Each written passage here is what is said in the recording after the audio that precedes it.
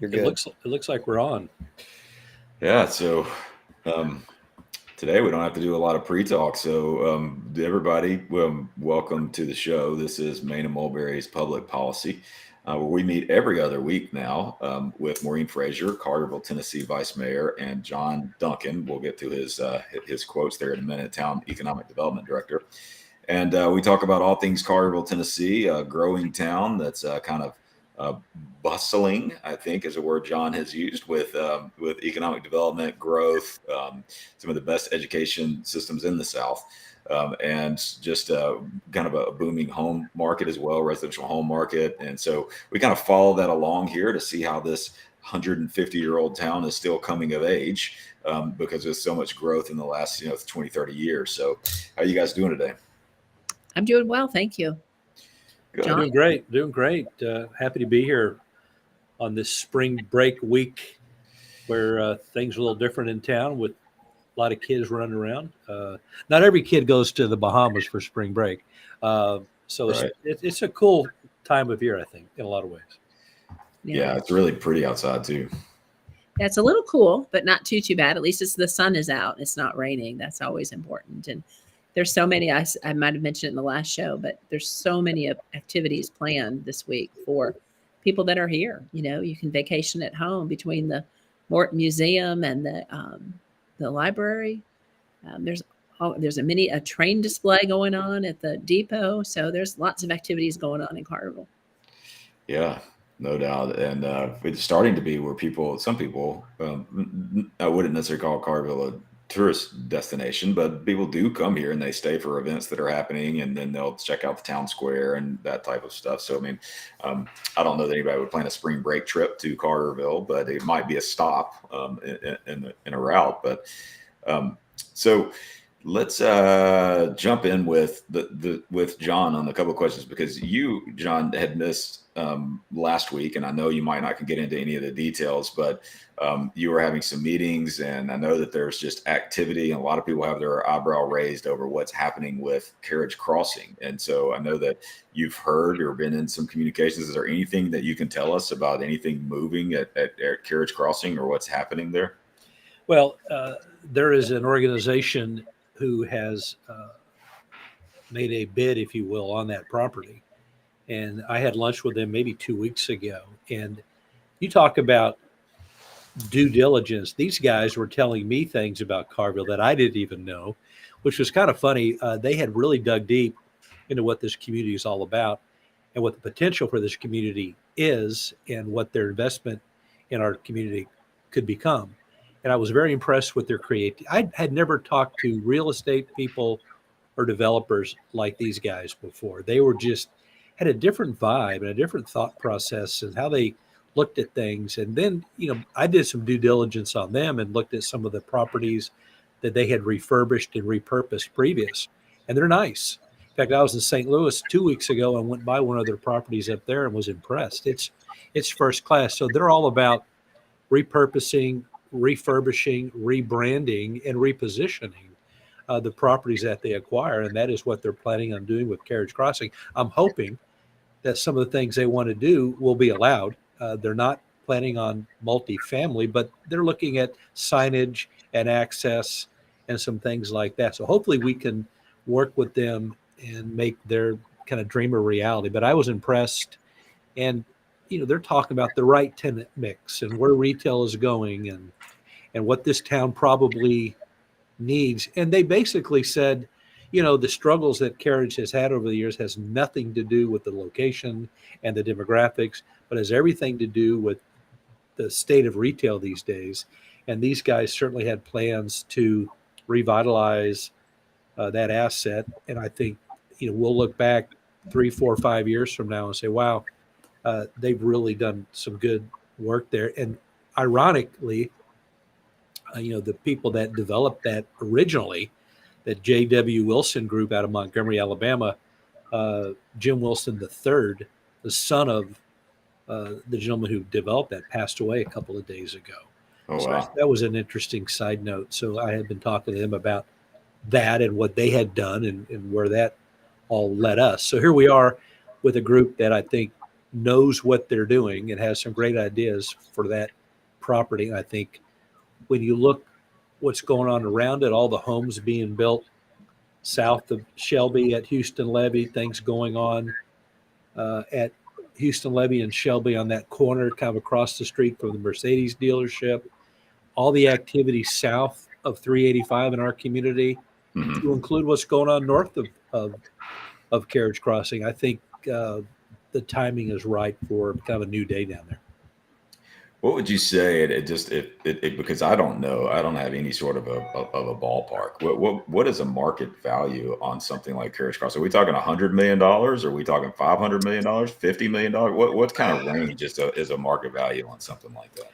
Well, I'll put it this way, and these are just round numbers. I'm not giving you the details of the contract or anything like that. Right. But they are going to be able to acquire that property for roughly $50 per square foot. If they were to build that and try to replicate that today, it would cost them $350 a square foot to do that. Wow. So they feel like they're getting a valuable asset in a superb location, not at a deal, but at a fair price that allows them then to do some things to refurbish, rebrand, remarket, and refresh. So I'm pretty optimistic about how it's all coming together. And more importantly, who's going to be kind of navigating their way through all this. And Molly Maynard, our new town administrator, joined us at that lunch. And we had this great lunch and left, and we're walking in the parking lot. And she turns to me and goes, "That was a good meeting." And I'm like, yeah, I think this is positive. So we'll see. No deal's ever done. There's some things that need to happen, but I feel like it's trending in the right way. Yeah, that's positive development for sure. I mean, we need something to happen with Carriage Crossing, and we need the right people that have the expertise. And it's comforting to know that they've done this before. They've found something that works. They've got data that supports it. And that's because that area of town, something's got to give, right? I mean, that the way, and I think that, again, it's not unique to Collierville. There's a lot of towns that are sitting with malls like that are saying we got to figure something out. Right. We don't want it to just, to everything to move on past it. We don't have that kind of square footage in Collierville to not revitalize that and to just move on. Exactly. It's just moved east. We don't have that luxury, Well, Keith, I was in St. Louis 2 weeks ago for a concert in Chesterfield, Missouri. And Chesterfield is a 45,000 population community west of St. Louis. It's a town we benchmark. It's where I went to high school. It's a nice upper scale suburb of St. Louis that sits about 45 minutes west. And we went to a venue there called The Factory. And the performer, Chris Bowtie, a modern day Herb Albert, walked out and said, welcome, hello, St. Louis, or should I say Chesterfield? And then he said, "This place is posh." And I was like, it is. So I did some research about that. And what happened there was that was an old outlet mall in Chesterfield, a thriving town with corporate headquarters and great schools. It's Collierville in St. Louis. But their outlet mall did make it. A real estate group came in and refurbished, rebranded, and revitalized that to create The Factory, which is first class. And then the same real estate company out of St. Louis is buying Chesterfield Mall, which at one time was Carriage Crossing.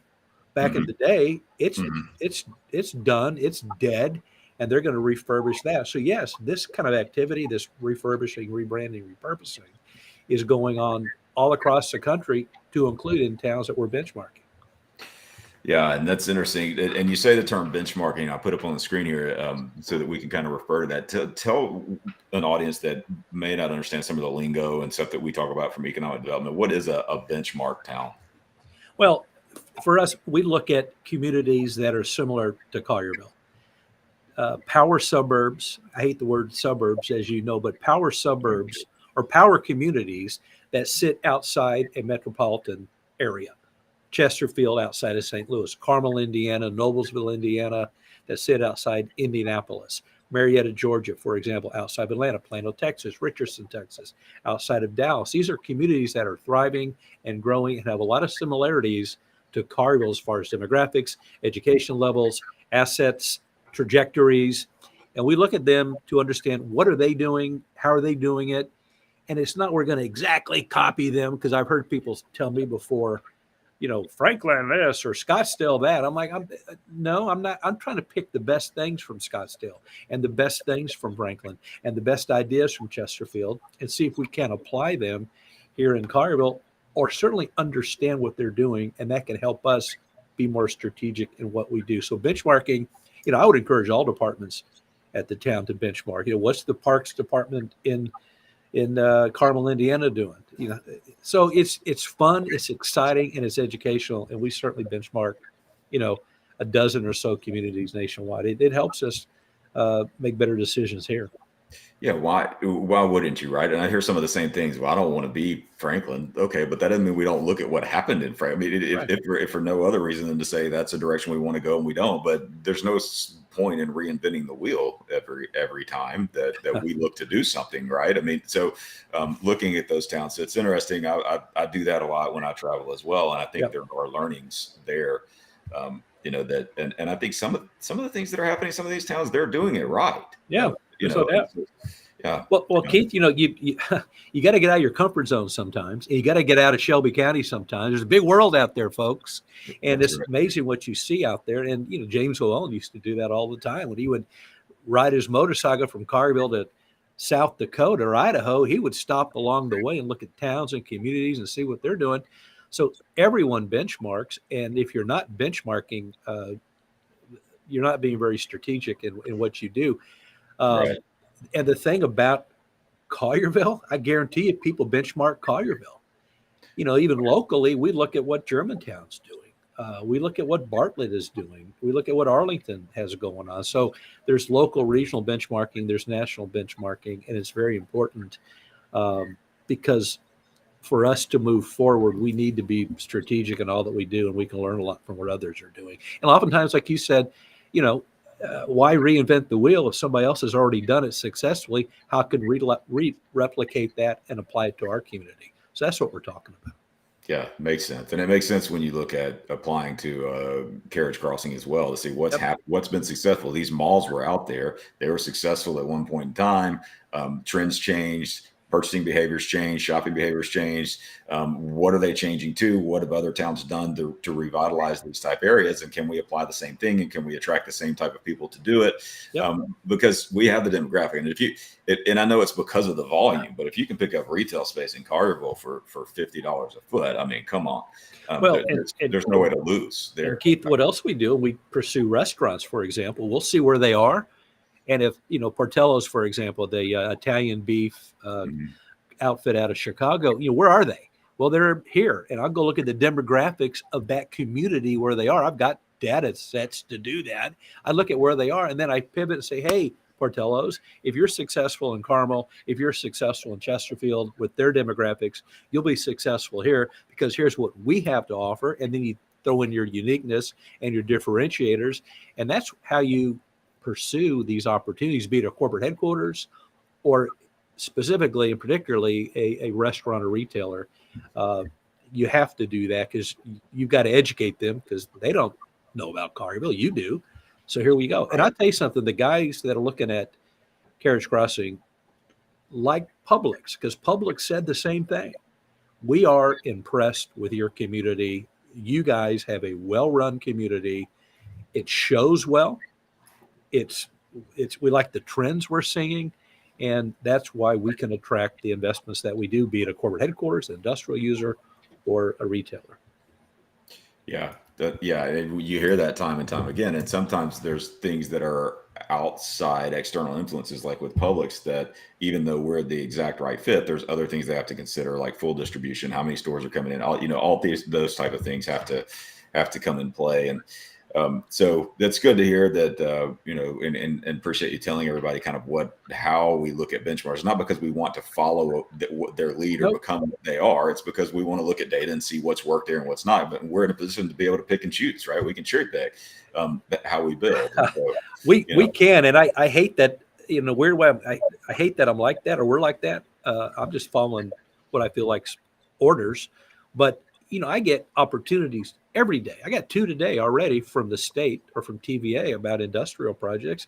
And I quickly scroll down and I go, no, we don't want that. That doesn't fit us.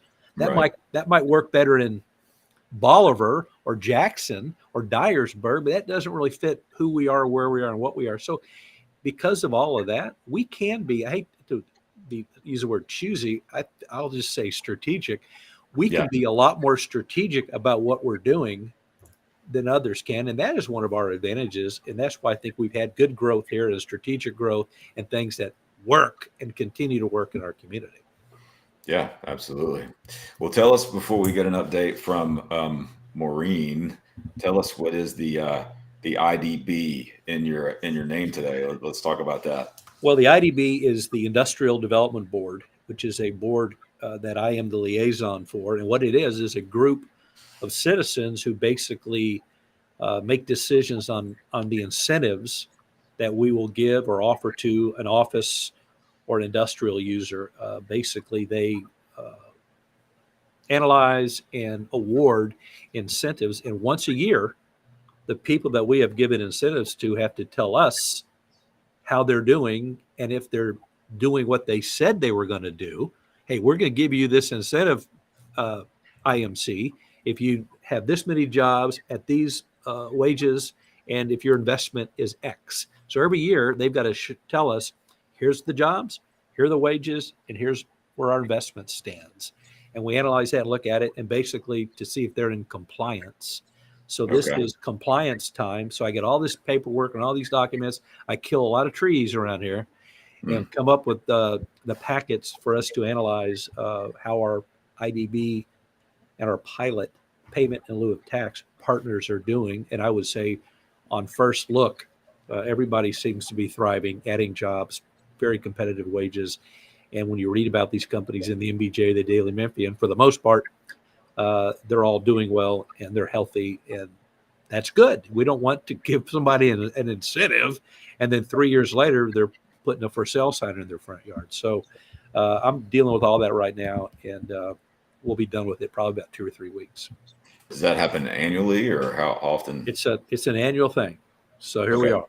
So don't call me or don't bother me for a while over here. Yeah, that's like my wife Shannon's in county. She's like, "It's tax season. Why are you talking to me? You go get your own food. I don't, Yeah. So I'm like, I get it. Exactly. Yeah. So it is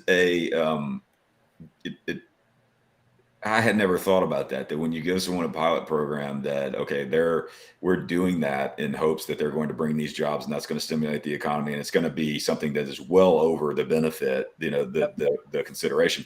I didn't really know there was a checks and balances to that. Oh yeah. And so, so that's a good piece of it too. That should comfort people who oppose pilot programs to say, look, we have this expectation. We've done the math. We know that if they hit these marks, it's going to greatly exceed the incentive that we've given them. And we're going to check up to make sure that they're hitting those marks. And that's part of it. So that's cool. I didn't know that. So yeah, and Keith, real quick, people ask for incentives all the time, and we'll do a quick check, and we're like, I'm not sure if that is something we want to incentivize. And people are like, okay, that's cool. I thought I would ask, but there are certain projects like the Oracle Customer Solutions Center, $77 million deal. We've done our due diligence just as they've done theirs. We do our due diligence as relates to the incentives, and once they're offered and awarded, then we annually check in to make sure they're doing what they said they were going to do. So yeah, I mean, it's like, if I have a venue, all right, and then somebody calls me and says, look, I'm going to bring a truckload of people in, each one of them are going to buy 2 drinks, so can I not have the cover charge? Okay, you cannot have the cover charge because I know people are going to buy 2 drinks. But then if the bus doesn't show up and only half the people are there and they didn't buy the drinks, then we got to say, hold up, you got to go, you got out of the cover charge and you hoodwinked me, and that's and plans change, and understand that, and when you're hoping a certain amount of people are employed, and then the economy tanks or the interest rate rises, things fluctuate. So I assume we've got to be flexible with these guys that are coming to town to some extent, understanding market conditions. But it's good that there's checks and balances, right? That to make sure that everybody's buying their 2 drinks. Exactly. You've got blacktop mojo on your mind, I can tell. So we definitely, that's a good analogy. But yeah, we check. It's not just some free for all around here. We are doing good work, ladies and gentlemen. So it's part of who we are, what we are, and I'm proud to say our pilot partners, and they are partners, are doing well. Thank you. Yeah, that's great. Good report there. I appreciate that. So let's move over to Maureen to find out what's happening in the world of the board of mayor and aldermen. How Sure. you doing, Maureen? Oh, You've I'm been doing quiet well. so far. Yeah, I'm doing well. Thank you. Had a little bit of a runaway trip last week. Got to go see Fairhope. I benchmarked with Fairhope, Alabama. There Nice you go. community down there. Yep. It was nice. You know, their town square area seemed bigger. Some of the things I noticed is they have their white lights on their trees. They keep those up, looks like year round, which, you know, the town has started to keep the lights around the buildings of the square on year round. And, you know, some of, you know, our traffic engineer, Nitu, has brought to the board some ideas for traffic calming. And I was able to see those working in Fairhope, Alabama, which I was like, wow, we just learned about that. So I think definitely benchmarking is beneficial and getting to see what's out there. But yeah, that was good. And then Monday and Tuesday, the Board of Mayor and Aldermen went down to Nashville to meet with our legislatures. The annual Tennessee Municipal League Conference. One of the Governor Bill Lee comes and speaks for about 10 minutes, kind of gives us the state of his position as governor, what's going on in his world. And, you know, he always thanks the elected officials and the people who are putting themselves out there. And, you know, being a municipality, you know, we're the closest to the people. So there's a lot of things going on in Nashville that we just take for granted. And here we are in Collierville and enjoying the sunshine. And there's all these legislatures working really hard for us in Nashville. So we just kind of forget that that's even going on every day. Was it just a courtesy type visit, or was there an agenda? Well, the entire Tennessee Municipal League is working with all the municipalities across the state to restore some sales tax revenue that back in 2007 was taken away from the municipalities. So we're all lobbying, trying to get our legislatures to sign on to agree. And I think there's support. It's just a matter of the state coming up with the money to get it back to the municipalities. So Collierville, if we can get this restored, Collierville would get about another $1 million in sales tax revenue rebated back to the town. So that's a lot of money. It's a lot of money in our budget. Where are these sales tax revenue? Where's the sales tax coming from? Is it stuff that's spent in Tennessee that's going to the state and they're sending it back to us, or what is this? Yeah, there's different calculations, but of the sales, back in 2007 or 2008, the sales tax was increased to 7%, from 6% to 7%. So the cities and the towns get a percentage of that sales tax revenue. So we're still getting the percentage as if the base is 6%, when it's actually now 7%. So when the state increased the sales tax by 1%, they didn't modify the amount that came back to the municipalities. So it's a big budget impact to the town, to the state, because you look at Collierville as just one municipality needing about another $1 million a year. So that's going to have a huge budget impact. So I believe we're making progress on that. It's just a matter of finding that money, getting that money from the coffers of the state, because they have a large reserve. They have a large savings. So that's kind of where we may not get all of it at once, but it may be like the hall income tax. They gradually took that away from the municipalities. It may be something gradually that will come back. But Maureen, is that something like you all would sit down with Kevin Vaughn? Would Kevin Vaughn be our advocate for this there? Okay. Kevin is our advocate, and Brett Taylor is our advocate for Collierville because they're our representatives. So this meeting is an annual meeting, but that seemed to be one of the main focuses. They had buttons made up for people to wear when we're walking through the Capitol and through to the House meeting. We went to see that in action. I heard it said, "Where's my cash?" is what it said. Is that what you're walking around with? Show me the money. Show me the money. So $1 million. I need it here. Yeah. Right. Yeah. So all of the representatives from across the state, a lot of the elected officials were there, and they were all working with their legislatures to try to help. But Kevin was like, yeah, I mean, I've signed on to that. I'm definitely going to do what I can do to help, because that's their job. We elect them to help us. So this was maybe put in place when Tennessee was needing to do some things statewide. There was a lot of controversy over COVID and allocations and what's being spent where, and who makes the decisions of whether schools are open and all that kind of stuff. So Tennessee was kind of holding some of the stuff to spend system wide. Is that when this kind of happened? And Yeah, no, I don't think it really had anything to do with the COVID. This happened long before that. It's just when the state was having a financial issue, they needed some more money within the state. They weren't as being as successful. So they had this idea to increase that. I think it was just overlooked that they didn't adjust the amount that came back to the municipalities. And then the same amount when you buy like a vehicle, you pay us a tax of up to $1,600. Well, that has increased now. The state changed that to $3,200, but the municipalities are still getting the percentages if it was $1,600. So the tax, the difference of the $1,600 is staying within the state government, not coming back to the people in the local communities.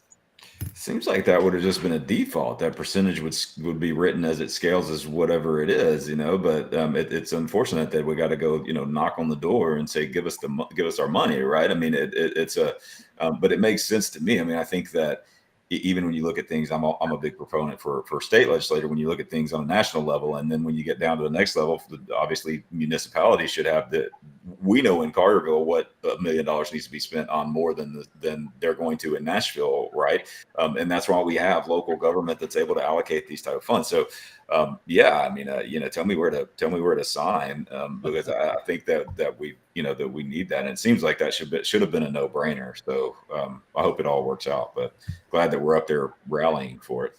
How do you feel about it, Maureen? What's your are you bullish? Are you confident? What's sort of vibe on it? Pretty confident, but we have to keep the pressure on. I know Mayor Joyner, along with the mayor of Germantown, the mayor of Bartlett, and the mayor of Arlington, all had appointments. We were in meetings, and they went and met with several legislatures to get to talk to them, to lobby, tell them why this is important, because we're the closest to the people, and nobody wants to raise taxes, and $1 million, for Collierville, that would go a very long way. Some of the other ones is based on, sales tax and the revenues that come in. But you have a lot of these real small communities that wouldn't get the $1 million, but every penny is going to help them with their local, because we're the ones that, we don't have a state income tax. So the state is not taxing people directly. And we're the closest, as I said before, we live here, we work here. And so any amount of money to help in our local budget has a huge impact on everyone, all the residents. I would think some of the bigger towns as well. I mean, I don't know, are there restrictions on what the money can be spent on? I don't know what some of these buckets work. Okay, so if there's not restrictions. So I mean, if you look at Memphis, I mean, I'd be lobbying for Memphis to get their money because they need it desperately right now, and that affects Collierville. So I mean, if you're talking about $1 million into Collierville, that's going to be an exponentially bigger number into Memphis that law enforcement could be using. There's all kinds of things that are going to benefit us, but they need it as well. So yeah, this seems like a no-brainer to me. So. I'm feeling positive about it. I don't know how soon it will happen.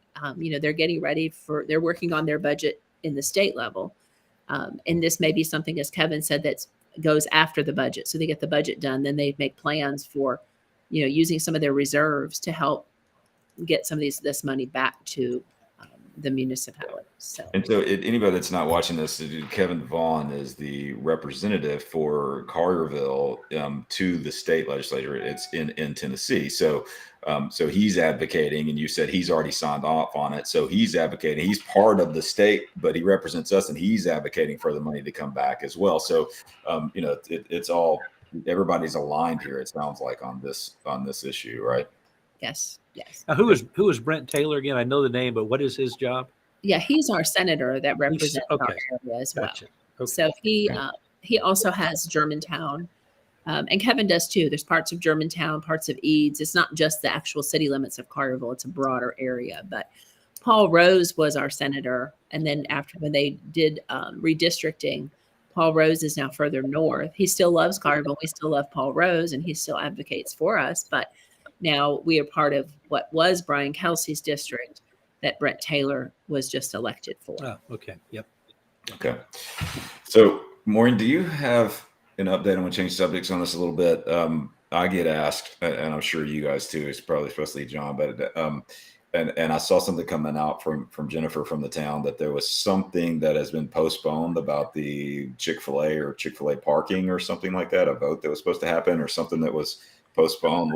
Everybody wants to know what's happening with Chick-fil-A, right? Well, the Board of Zoning Appeals meeting was postponed 1 week to hear the request from Chick-fil-A for additional parking at the location that they're proposing at Wolf River and Houston Levee.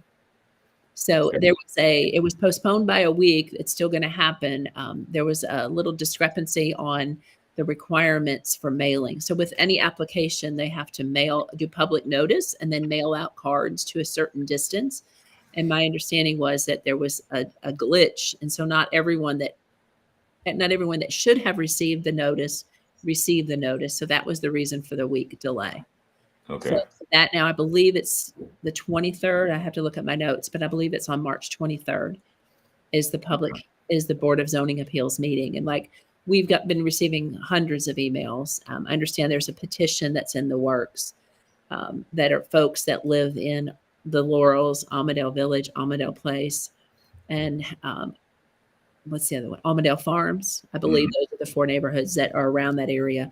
There's a petition that's out there. We're getting lots and lots of emails, and I keep telling them I have not seen anything. I have not seen the application. I'm not on the Board of Zoning Appeals, and no one has made a decision at this time.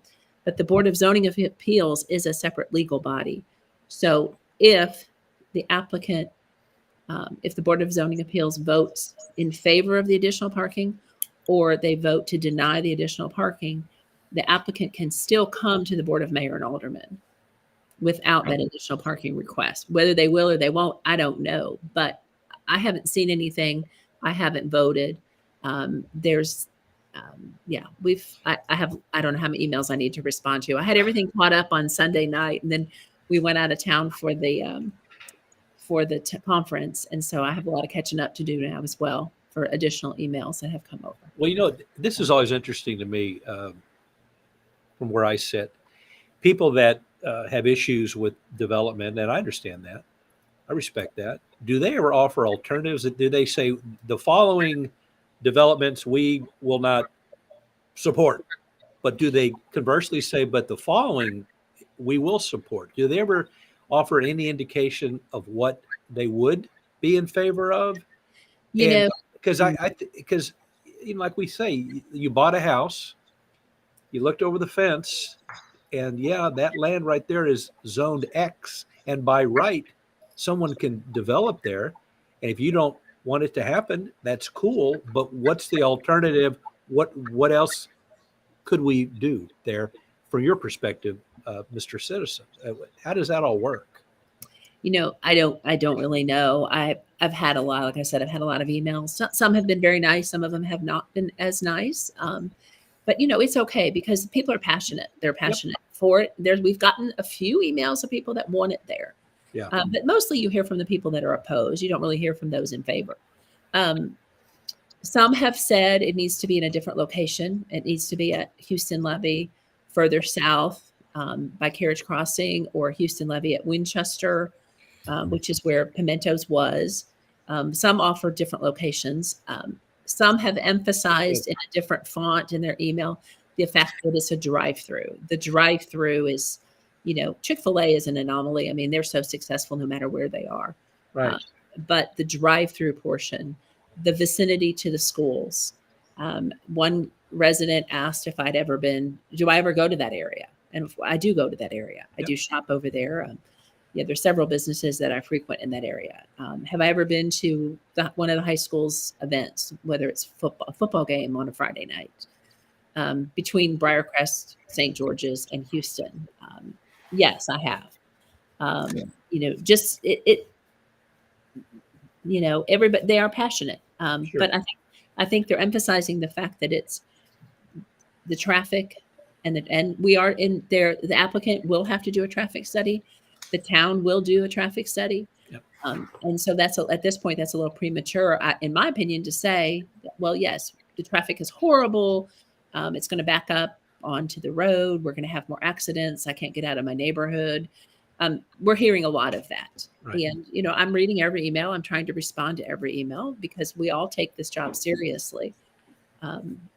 And it's like John was saying. I mean, like what's the alternative? So basically, the argument is that I want something that is going to be less successful, so that there is less traffic.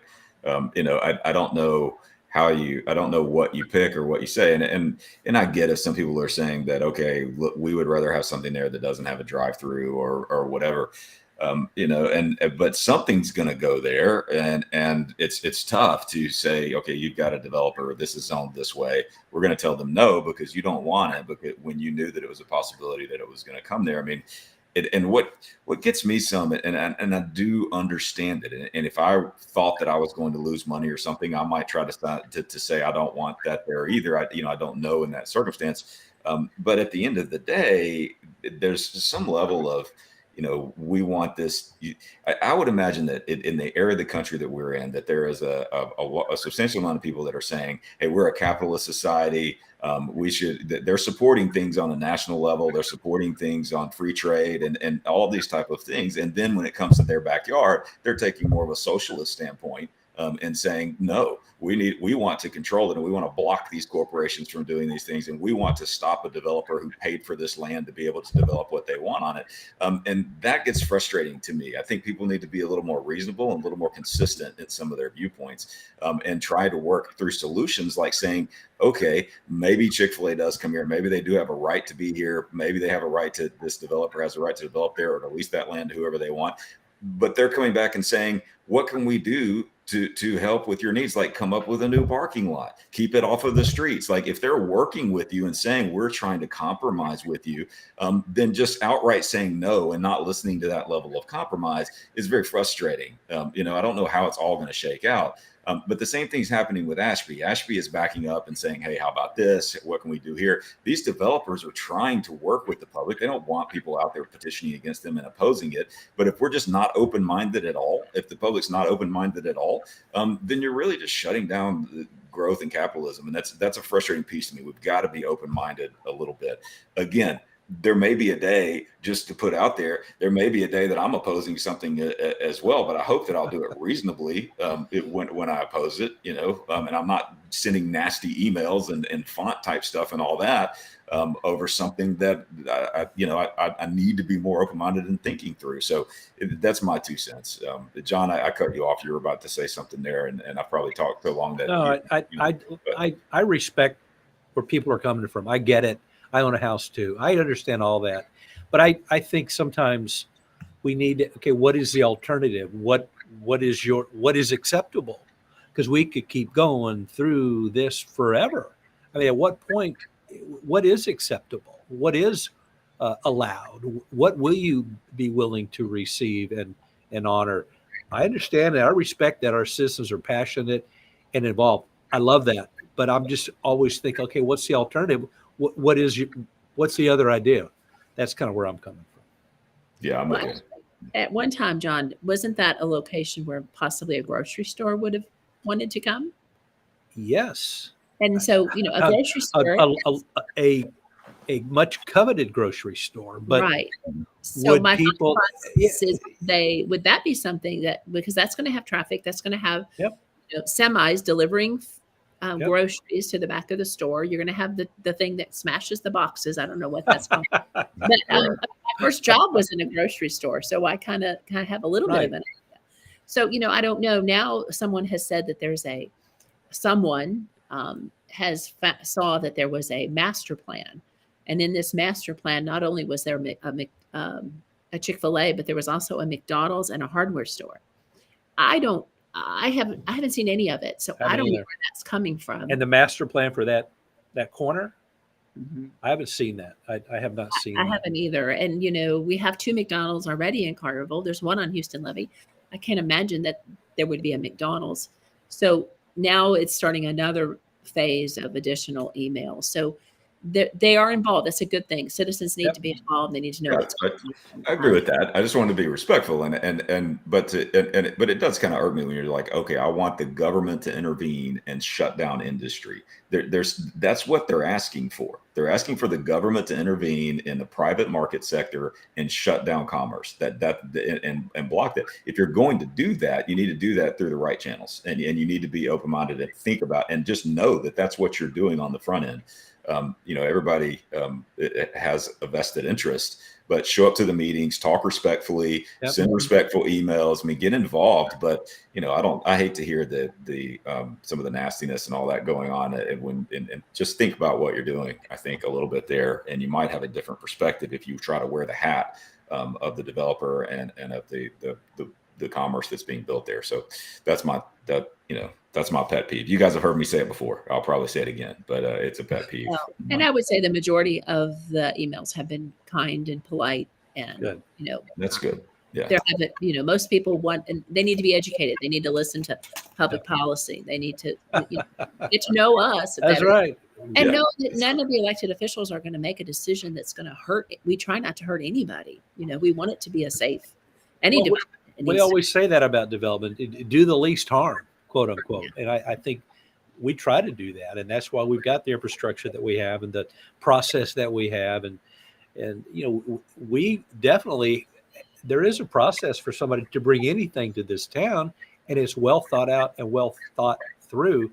So I'm proud of how we do welcome and introduce things to our community. So I would think in this case there would probably be traffic and drive-through and parking considerations and shielding and landscaping that would make, if it did come, like a grocery store, for example, as well, the town would insist on do the least harm and what can we do together to make it work. And I think that's kind of where these things typically end up, right, Maureen? I mean, for the most part, right? For the most part, yeah. Yeah, I'd certainly, agree with making them jump through obstacles. And I don't think Collierville is shy about that, about saying you're going to have this landscaping, you're going to have to look at this parking, you got to go through our planning commission, which is a bunch of people sitting there with hammers. I mean, it's not easy, right? And people have to trust that process a little bit too. But at the same time, I'm not saying keep your mouth shut. I'm not saying don't send the emails. I'm just saying do these things in the right way, but also think through the position that you're taking there. And once you start to think through it a little bit, then the way you view it might change. And you might be a little more open to trying to figure out the best solution, as opposed to, like John says, I'm shutting down this solution with no other one behind it. Because if you're going to block everything that comes there, I don't know what the word for that is. That it's zoned there. We're trying to grow. If you're going to block everything, I don't know what to tell you. So, you got to think through it, because it can backfire. You can end up with something a hell of a lot worse than Chick-fil-A in your backyard. So think about it. There's a piece of it. So, okay. Well, that's all right. I'm trying to think what would that be? So I mean, I don't want to say, but Chick-fil-A is a premium drive-through, premium restaurant, right? And there are other ones that could come there. There are other fast food. There's other places that could come that are less desirable, from that standpoint of what you would even want in your backyard and how you're valued and how your houses are valued. Chick-fil-A is not a bad chain, is what I'm getting at. And there are some bad chains. I went to Guthrie's finally yesterday. Their drive-through at lunchtime. It was an active little restaurant. The chicken fingers I got were very good. I think I consumed most of it before I got back to the office. I did spill some secret sauce on my car seats, but it looks to me like Guthrie's is doing well there. It's a great location. They got a great product, and their drive-through and parking scenarios seem to be working there. So was happy to see them having a lot of people want their products. Have you been there yet, you guys? Either one of you been to Guthrie's yet? I went there one time. That sauce is spicy. I like the sauce. I on sauces, but and they only have the one. I mean, it's not like, Slim Chickens where you have like 20 to choose from. They give you their secret sauce.